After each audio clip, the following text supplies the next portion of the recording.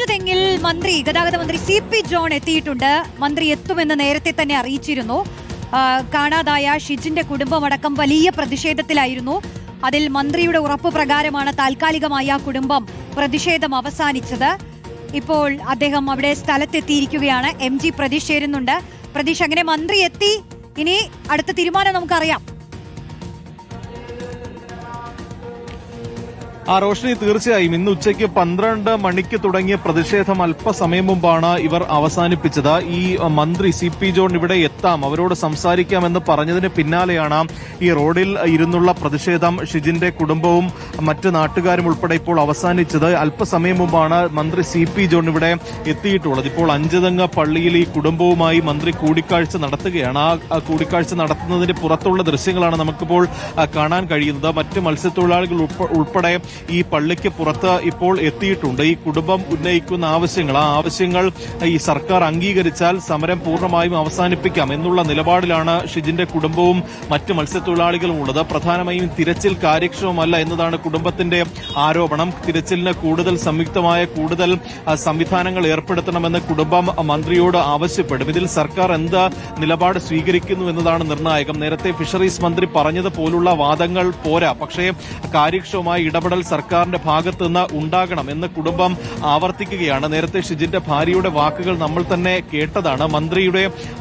മന്ത്രി വരുമെന്ന ഉറപ്പിലാണ് താൽക്കാലികമായി താൻ ഈ പ്രതിഷേധം അവസാനിപ്പിക്കുന്നത്. തങ്ങളുടെ ആവശ്യങ്ങൾ മന്ത്രി അംഗീകരിച്ചില്ലെങ്കിൽ കടുത്ത പ്രതിഷേധത്തിലേക്ക് പോകും, ഈ ഇടവക മുഴുവൻ ഇറങ്ങി പ്രതിഷേധിക്കുമെന്നതാണ് ഷിജിന്റെ ഭാര്യ അല്പസമയം മുമ്പ് പ്രതികരിച്ചത്. അതിന്റെ കൂടി അടിസ്ഥാനത്തിലാണ് ഇപ്പോൾ മന്ത്രി തന്നെ നേരിട്ടെത്തിയിരിക്കുന്നത്. അപ്പോഴും ഓർക്കേണ്ട ഒരു കാര്യം, ഈ സംഭവം നടന്ന് 8 ദിവസം കഴിയുമ്പോഴാണ് മന്ത്രി CP ജോൺ ഇവിടെ എത്തുന്നത്. നേരത്തെ തന്നെ ഇവിടെ എത്തി കുടുംബത്തെ ആശ്വസിപ്പിച്ചിരുന്നെങ്കിൽ ഇത്തരത്തിലൊരു പ്രതിഷേധത്തിലേക്ക് കുടുംബം പോകേണ്ട ഒരു സാഹചര്യമില്ല. നിലവിൽ ഈ കാലാവസ്ഥ വലിയ പ്രതികൂലമാണ്, തിരച്ചിലിന് തടസ്സങ്ങളുണ്ട്. പക്ഷേ ആ കാര്യങ്ങളൊക്കെ തന്നെ കുടുംബത്തെ ബോധ്യപ്പെടുത്താൻ ഒരുപക്ഷെ സർക്കാരിന് കഴിഞ്ഞിരുന്നുവെങ്കിൽ ഈ ചെറിയ കുട്ടികളെയും ആ കുട്ടികളും ഒത്ത് ഈ മഴയത്ത് റോഡിൽ ഇരുന്ന് പ്രതിഷേധിക്കേണ്ട ഒരു ഗതികേട് ആ കുടുംബത്തിന് വരില്ലായിരുന്നു. പക്ഷേ വൈകിയെങ്കിലും സർക്കാരിന്റെ ഒരു ഇടപെടൽ, അല്ലെങ്കിൽ മന്ത്രി ഇവിടെ എത്തിയിരിക്കുന്നു. എന്നാൽ പോലും ഫിഷറീസ് മന്ത്രി എത്തിയിട്ടില്ല. കുടുംബത്തെ ഫോണിൽ ഇതുവരെയും ബന്ധപ്പെട്ടിട്ടില്ല. ആ ഒരു പ്രതിഷേധമുണ്ട്. പക്ഷേ തിരുവനന്തപുരത്തുള്ള ഒരു മന്ത്രി ഇവിടെ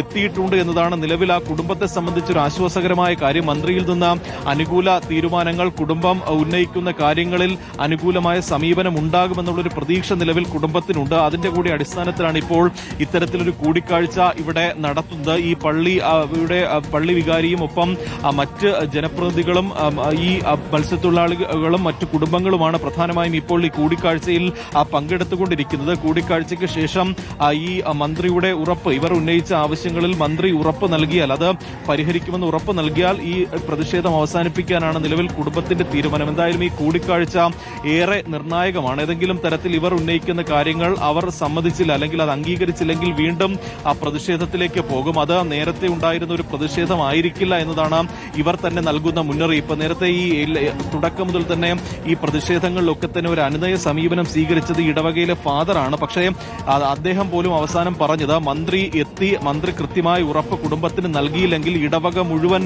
ആ പ്രതിഷേധത്തിനിറങ്ങുമെന്നാണ്. എന്തായാലും വൈകിയെങ്കിലും സർക്കാരിന് ഒരു വിവേകം ഉണ്ടായിരിക്കുന്നു, ഒരു മന്ത്രിയെ തന്നെ ചർച്ചയ്ക്ക് എത്തിച്ചിരിക്കുന്നു എന്നതാണ് ഏറ്റവും പ്രധാനപ്പെട്ട കാര്യം. എന്തായാലും ആ ചർച്ച അല്പസമയത്തിനകം പൂർത്തിയാകുമെന്നതാണ് നമുക്ക് ഈ ഘട്ടത്തിൽ മനസ്സിലാക്കാൻ കഴിയുന്നത്. ശരി, മന്ത്രി അവരോട് സംസാരിക്കട്ടെ. തീരുമാനം എന്താണെന്നുള്ളത് നമുക്ക് അല്പസമയത്തിനകം തന്നെ അറിയാം. നമുക്ക്